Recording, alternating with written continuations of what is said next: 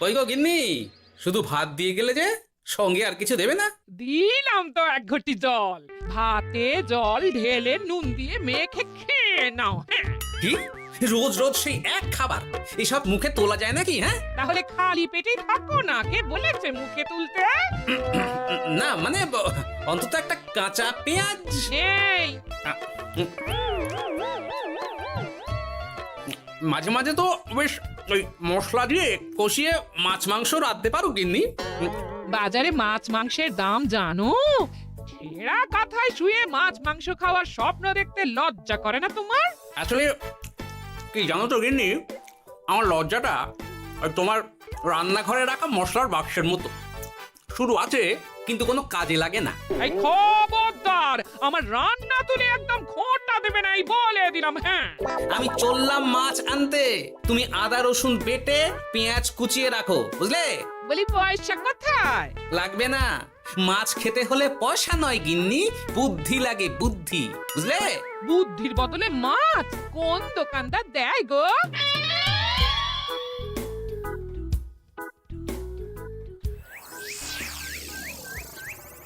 না না না না না, কিছুতেই বুঝে উঠতে পারছি না।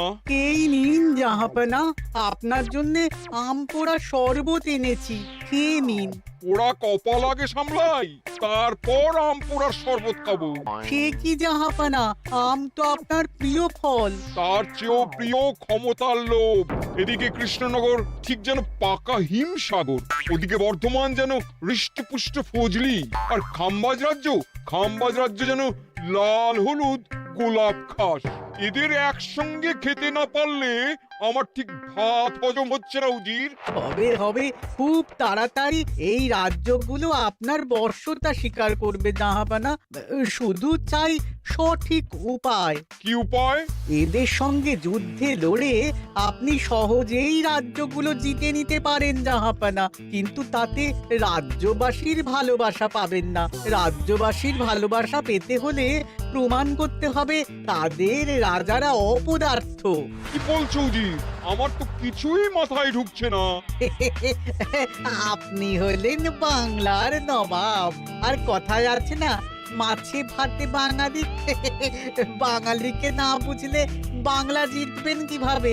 আসুন আসুন জাহাপানা, আসুন, আমি আপনাকে বাতলে দিই বাংলা জেতার উপায়। সাব্বাস উজির, তোমার বুদ্ধিটা ঠিক পাকা ল্যাংড়া আমের মতো, না মিষ্টি।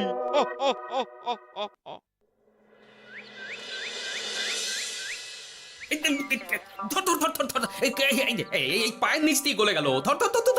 বিশাল বড় মাছ গো গোপাল দাদু। একেবারে পাকা শল। ছাড়বে না গোপাল দাদু, আজ রাতে আমরা জমিয়ে মাছ ভাত খাবো। খেতে তো হবে, শোল মাছের ঝোল আর তেল কই। তোদের দিদাকে বড় মুখ করে বলে এসেছি, এই, ধরেছি।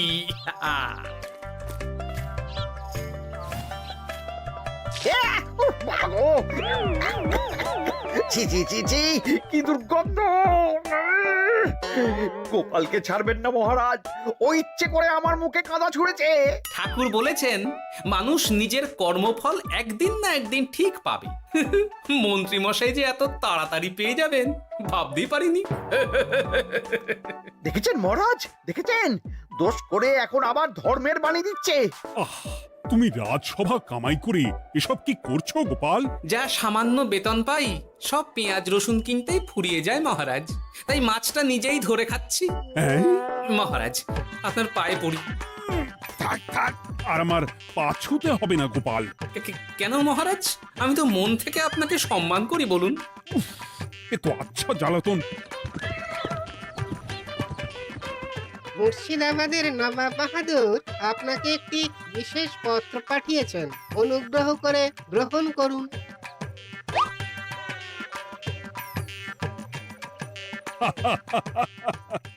এ তো দারুণ আবদার। যাবো যাবো, আমি অবশ্যই যাব। কোথায় যাবেন মহারাজ? নবাব বাহাদুর লিখেছেন আগামী পরশু তার প্রাসাদে অতিথি হয়ে যেতে, তবে খালি হাতে নয়, সঙ্গে করে একটি জ্যান্ত মাছ নিয়ে যেতে। উপহারে জ্যান্ত মাছ? নবাব বাহাদুরকেও আমার মতন জল দিয়ে নুন ভাত খেতে হচ্ছে নাকি? নবাব হোক বা ফকির, সবার গিন্নি সমান। কিন্তু সঙ্গে করে কি মাছ নিয়ে যাওয়া যায়? ভেটকি, চিতল নাকি কাতলা? আচ্ছা, আগামীকাল রাজসভায় আমি সবার মতামত শুনবো। গোপাল, আগামীকাল ঠিক সময় চলে এসো কিন্তু। নাকি যাব মহারাজ, শুধু আমার বেতনটা। ভেবে দেখবো। চল রে, আজ অনেক মাছ পেয়েছি, চল চল চল।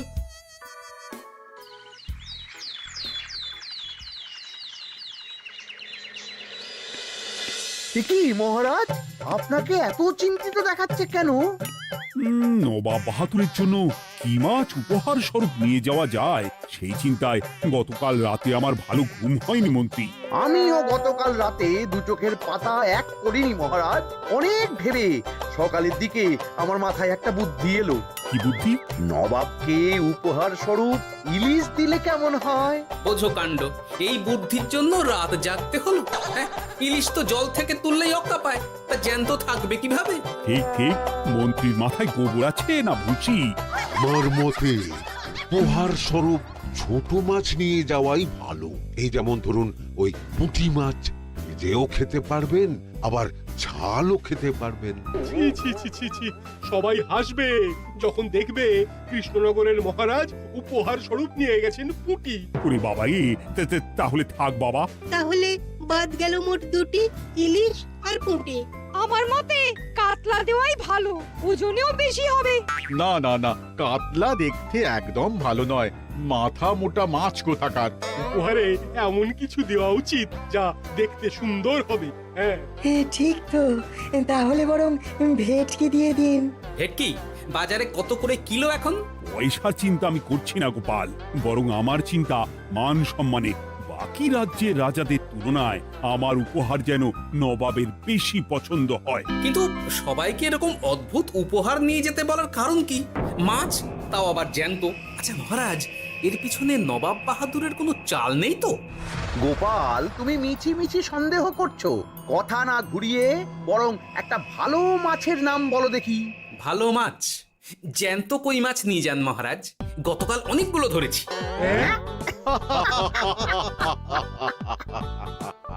কি, এত ভালো ভালো মাছ থাকতে আমি শেষে কই মাছ নিয়ে যাব? তুমি সমাধান না দিয়ে উল্টে মজা করছো গোপাল। দূর হয়ে যাও, দূর হয়ে যাও আমার চোখের সামনে থেকে। আগে ভাড়ামো করার জন্যই তো মাস গেলে বেতন পাই মহারাজ। মানে কি বলতে চাইছো গোপাল? নবাব বাহাদুর কি চান সেটা আমরা সবাই জানি, তাই বলছি মাছের গর্তে হাত ঢোকানোর আগে পরীক্ষা করে নেওয়া উচিত ভেতরে সাপ আছে কিনা।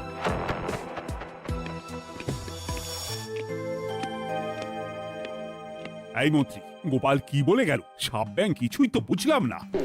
ছাড়ুন তো গোপালের কথা, আমরা বরং মাছ নিয়ে আলোচনা করি। আমার মতে জ্যান্ত ভেটকি নিয়ে যাওয়াই ভালো। আমাদেরও ওই ভেটকিতেই মত আছে। বেশ, এই নাও 100 মোহর। বেছে বেছে সবচেয়ে বড় ভেটকিটা বাজার থেকে কিনে আনো মন্ত্রী। তারপর তাকে রূপোর গামলায় জল ঢেলে রাখো। আমি কাল ভোর ভোর মুর্শিদাবাদের উদ্দেশ্যে রওনা হব। কোনো চিন্তা করবেন না মহারাজ, কাজ হয়ে যাবে। যাওয়ার সময় চিঠিটাও সঙ্গে করে নিয়ে যেতে হবে। নবাবের হুকুম।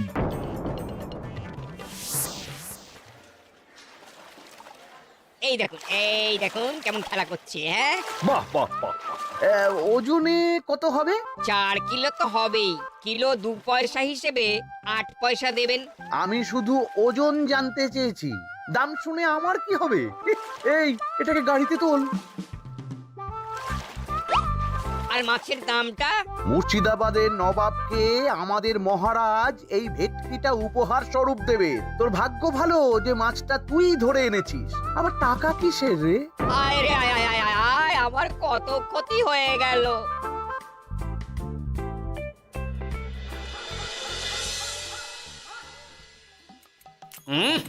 তুমি তেল কৌটে যাও রেঁধেছ না? বলি বলি আর কটা মাছ আছে গো? আছে তাতে আগামী 7 দিন হয়ে যাবে। হ্যাঁ, তাহলে কাল কই মাছের ঝোল খাবো, পশু খাবো শোল মাছের কালিয়া। ধুর, এসব খেয়ে খেয়ে জিভে চড়া পড়ে গেল। বাজার থেকে একটু ইলিশ ভেটকিও তো আনতে পারো। ইলিশের অনেক দাম গো গিন্নি, আর ভেটকি তো বাজারে প্রায় ওঠেই না। কে বলেছে তোমাকে? শুনলাম মন্ত্রী মশাই নাকি আজ বাজার থেকে সবচেয়ে বড় জ্যান্ত ভেটকিটা পেয়েছেন। তাই নাকি?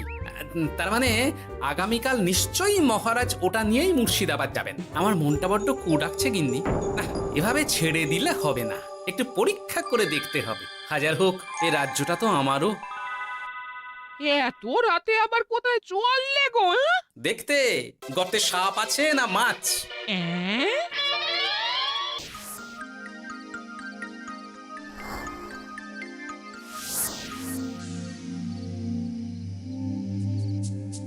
এ কি গোপাল, এত রাতে? সব ঠিকঠাক বুঝেছো তো? হ্যাঁ হ্যাঁ, তুমি কোনো চিন্তা করো না গো গোপাল দাদা। তাহলে কাল উত্তরের জঙ্গলে।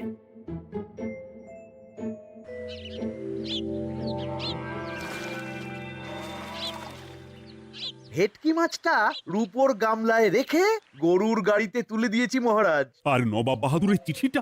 ইয়ে, সিংহাসনের ওপর, নিচে, ডাইনে, বাঁয়ে সব জায়গায় খুঁজলাম, কোথাও নেই। সে কি তাহলে? এমন চিত্তাকর্ষক উপহার দেখলে নবাব বাহাদুরের চিঠির কথা মনেই থাকবে না। আপনি নির্দ্বিধায় যাত্রা শুরু করুন মহারাজ। ঠিক বলেছ।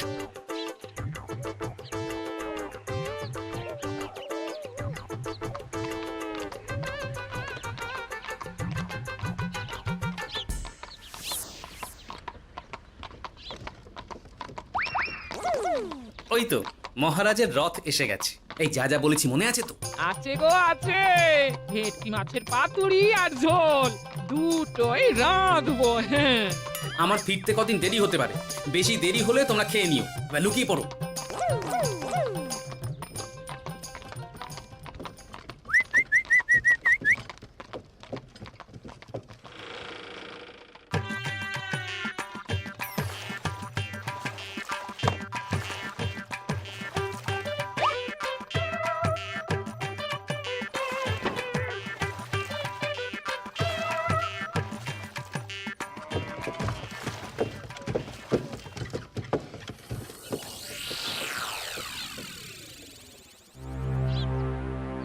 ওই দেখা যায় রথে চেপে সবাই ধীরে ধীরে এদিকেই আসছে জাহাপানা।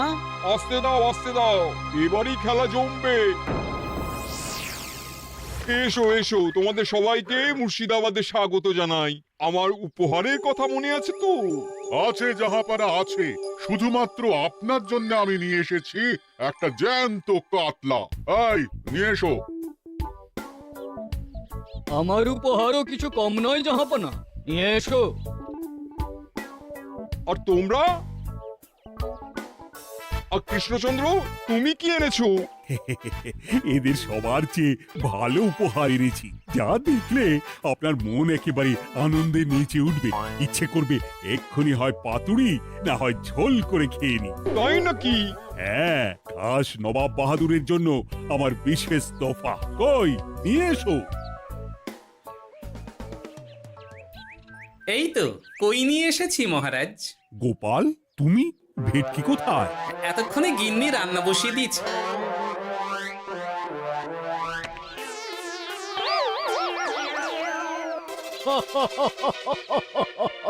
শেষে কিনা কই মাছ? আর কোনো মাছ খুঁজে পেলে না নাকি কৃষ্ণচন্দ্র? ছি ছি ছি, তোমার জন্য লজ্জায় আমার নাক কাটা গেল গোপাল। ফিরে গিয়ে আমি তোমার গর্দান নেব, এই বলে দিলাম। অনেক হয়েছে, এবার তোমরা সবাই আমার কথা মন দিয়ে শোনো। আমি তোমাদের সবাইকে একটা করে জ্যান্ত মাছ আনতে বলেছি একটি বিশেষ কারণে। তার আগে সবাইকে আমি জিজ্ঞাসা করতে চাই, আপনারা সবাই নবাব বাহাদুরের পাঠানো চিঠিটা মন দিয়ে পড়েছিলেন তো? হ্যাঁ পড়েছি। হ্যাঁ হ্যাঁ হ্যাঁ, আমরাও পড়েছি। বেশ, তাহলে তো তোমরা এই আমন্ত্রণের কারণটা জানো। তোমাদের আনা মাছেদের আয়ু যতদিন, তোমাদের রাজ্যের আয়ুও ততদিন। মানে আপনাদের মধ্যে যার মাছ যেদিন মারা যাবে, জাহাপানা তার রাজ্যটা সেদিন নিয়ে নেবে। আর যতদিন না আপনাদের মাছ মরছে ততদিন আপনারা এই প্রাসাদেই থাকবেন। হ্যাঁ, এইরকম কিছু তো চিঠিতে লেখা ছিল না। কে বলেছে ছিল না? ওই জন্যই তো আমি সঙ্গে করে চিঠিটা আনতে বলেছিলাম। এনেছো? হ্যাঁ হ্যাঁ, আমি এনেছি। এই যে এখানে তো কোথাও এরকম কিছু লেখা নেই। তোমরা হলে রাজা, রাজাদের সব সময় চোখ কান খোলা রেখে চলতে হয়। উজির, এই নাও।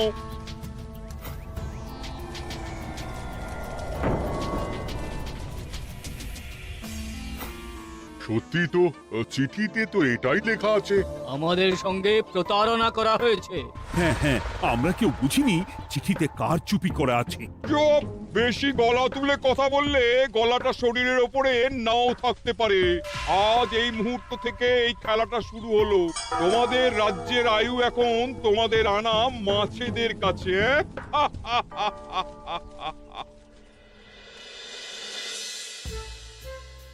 উজির, কার মাছের কি অবস্থা? আগে বাকিরা মোটামুটি সাঁতার কাটছেও, খাম্বাজ রাজার আনা কাতলা খাবি খাচ্ছে। মনে হয় খুব তাড়াতাড়ি যাবে। বাবা বাবা বাবা, এ তো খুব ভালো কথা। অপেক্ষা করি তবে। গেল গেল, আমার রাজ্যটা ভেসে গেল। গেছে মহারাজ, গেছে। আজ থেকে খাম্বাজ রাজ্য আমার।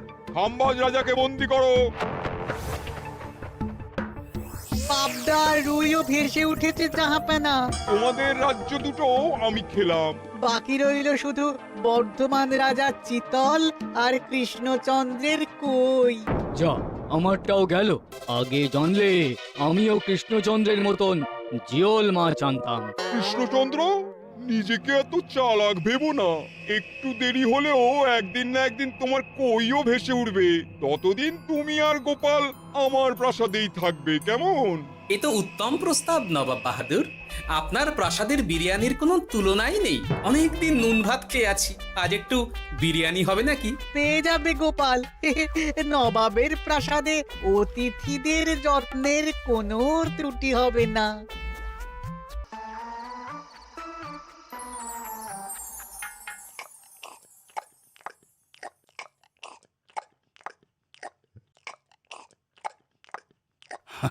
আমাকে ক্ষমা করে দিও গোপাল, আমি তোমাকে অনেক কথা শুনিয়েছি, কিন্তু এখন বুঝতে পারছি কেন তুমি ভেটকির বদলে কই মাছ এনেছো। আহ, বিরিয়ানিটা যে রেঁধেছে না, বুঝি ওই নবাবের বাবুর্চিকে কোনোভাবে কৃষ্ণনগরে ধরে নিয়ে যাওয়া যায় না মহারাজ? গোপাল, কোনো মাছই অমর নয়। একদিন তোমার আনা ওই কই মাছটাও মারা যাবে, আর সেদিন আমাদের কৃষ্ণনগর রাজ্যটা নবাবের হবে। আহ, মাছগুলো একেবারে ঝুড়ো ঝুড়ো, আর মাংসটা তুলোর মতন নরম। আহ, আমার কথা কি তোমার কানে যাচ্ছে? গোপালের চোখ কান সবসময় খোলা থাকে মহারাজ, আর তাই চিঠির কারচুপিটা ধরতে আমাকে বেশি বেগ পেতে হয়নি। কিন্তু কিভাবে বুঝলে গোপাল চিঠির রহস্যটা? কারণ আমি জানতাম নবাব বাহাদুর অনৈতিক কিছু করবেন না। গায়ের জোরে নয়, বুদ্ধি দিয়েই উনি বাজিমাত করবেন। অবশ্য এ ব্যাপারে আমাকে সাহায্য করেছে বিজ্ঞানী। একটা সাহায্য করতে পারবেন বিজ্ঞানী?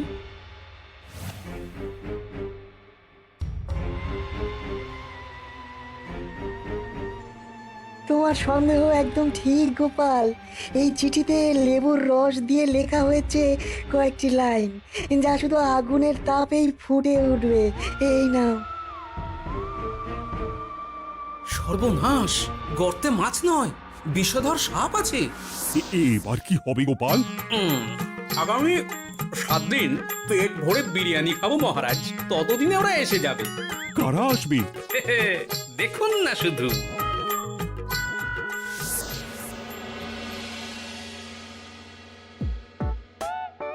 এই তোমার বুদ্ধি, দেখলে তো গোপাল এসে কেমন সবকিছুর উপরে জল ঢেলে দিল।